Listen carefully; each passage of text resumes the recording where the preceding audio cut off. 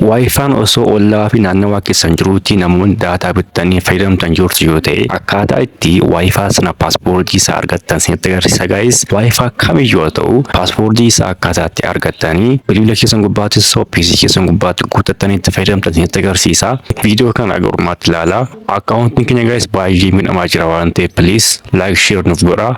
Egaa wantoota akkasii isin fayyada waan ta'eef like share godhaa. Namoonni haga ammaatti subscribe goona jirtu yoo ta'e please subscribe gochuun maatii kanatti makamaa. Egaa appilikeeshiniin kun waayifaa naannawaa keessan jiru kamiyyuu paaspoortii isaa isinitti agarsiisa jechuudha guys. Gara viidiyootti adeemnu. Aappii kana argachuudhaaf Play Store gubbaa seentu jechuudha. Play Store gubbaa seenuudhaan maqaa appilikeeshinii kanaa Wi-Fi Maps jedhama jechuudha. Wi-Fi Maps jedhama. Wi-Fi Maps jechuun search gootu jechuudha. Kanaan booddee kana click gootu jechuudha guys. So akkuma agartan tokkoffaa irratti kan isin baasu aappii kana jechuudha. So aappiin kun Wi-Fi paaspoortii Wi-Fi sana isinittuma jechuudha. Kun aappiin kun baay'ee review qaba. So aappii kana click gootanii install gootu jechuudha. Aappii kana install gootu.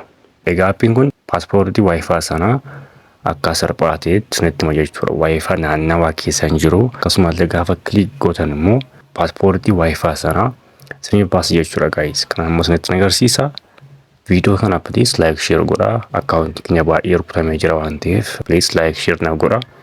Kun immoo waan gaariidha. Barattoonni yeroo garaagaraa akka Wi-Fi baay'ee rakkatu. So Wi-Fi naannawaa keessan jiru kana akka salphaatti egaa bilbila hundumaarratti hojjechuu dhiisuu danda'a. Garuu isin yaaluu qabdu jechuudha. Open gootu jechuudha. Gaafa install godhee ka'u open godhattu.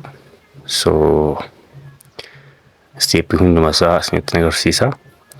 Please wanti isin irraa eegamu channel kana subscribe godhaa. Akkasumallee wantoota akkasii kaas gubbaatti ifan kennaa. Kanaan booddee continue gootu jechuudha. Continue gootu. Then allow location gootu jechuudha. Location kana allow gootu jechuudha. Egaa kana while using the app isheetu kana click gootu. Connect instantly yet continue gootu ammasii allow gootu jechuudha. Avoid slow network continue gootu. Kanaan booddee mallattoo ishii kana click gootu jechuudha. Ishii X kana click gootu jechuudha. Yes skip it gootu jechuudha. Kanaan booddee yes skip gootu jechuudha. Okay. Egaa kun nu baasee jira. Kun amma safaroo Wi-Fi waan jiran warreen kuni. Kun amma guutummaan kana safaroo Wi-Fi waan jiran jechuudha kun. So fakkeenyaaf kana toon click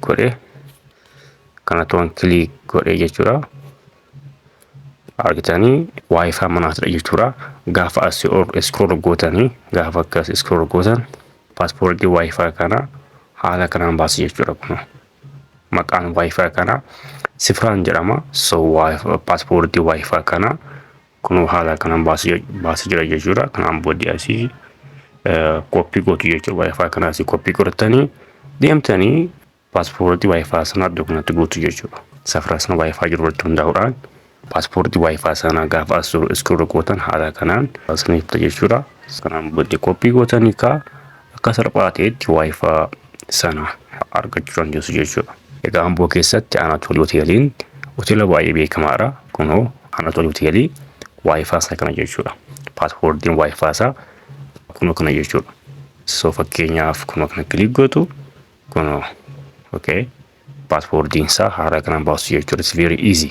So haala kanaan Wi-Fi barbaadan fakkeenyaaf iddoo kana immoo so click goone okay. Kun immoo maalidha jechuudha. Kun immoo Bujumburaa jedhama. Kun Bujumburaan paaspoortii Wi-Fi isaa kana jechuudha kun. Kanaan booddee copy gootu then deemtanii paste gochuu jechuudha. Okay. Deemtanii lafa sanaatti paste gootu jechuudha. Which is very easy. Egaa haala kanaan fayyadamtu